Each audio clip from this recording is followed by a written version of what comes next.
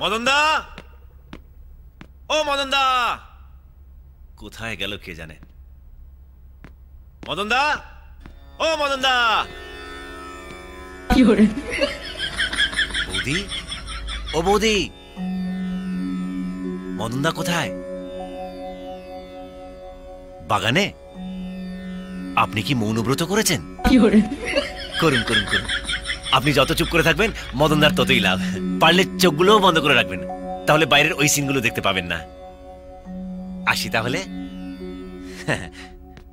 তোর গাল দুটো না পুরো পাউরুটির মতো, তোর আঙুলগুলো ফিশ ফিঙ্গার। কি করছো কি মদনদা? পড়ে যাবো তো। তাহলে আজকের কোটাটা দিয়ে দে। কেউ যদি দেখে ফেলে? দেখো পাড়া পড়শিতে কেমন পাখি পড়েছে পড়শিতে, দেখুক মদনদা।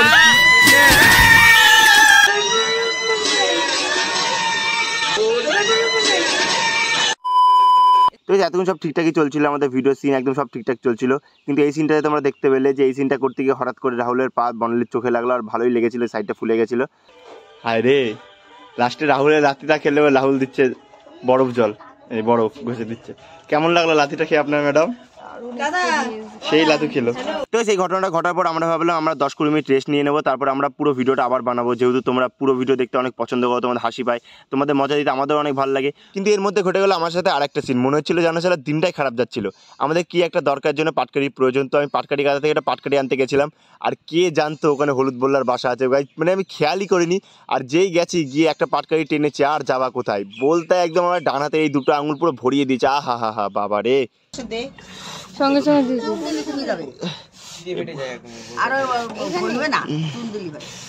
লাল হয়ে গেছে ওখানে।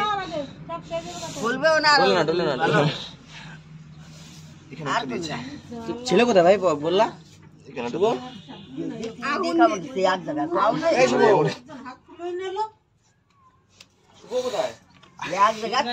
এখন আমরা তোর বাকি রয়েছে।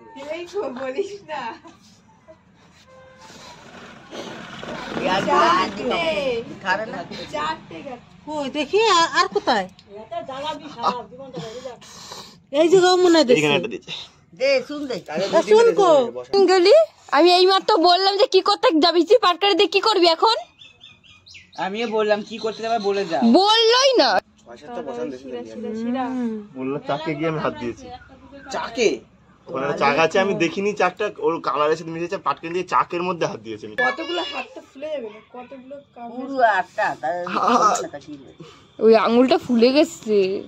এই দেখ, হ্যাঁ এখানে বসে বুঝতে পারছি আমার এই আঙুলে কাজ করছে না, নড়াতে পারছি না।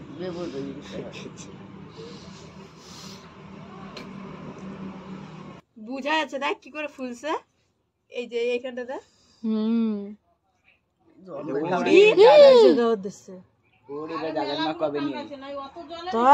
অনেকগুলো কামড় দিচ্ছে, কেমন ছেলেটার হাতটা।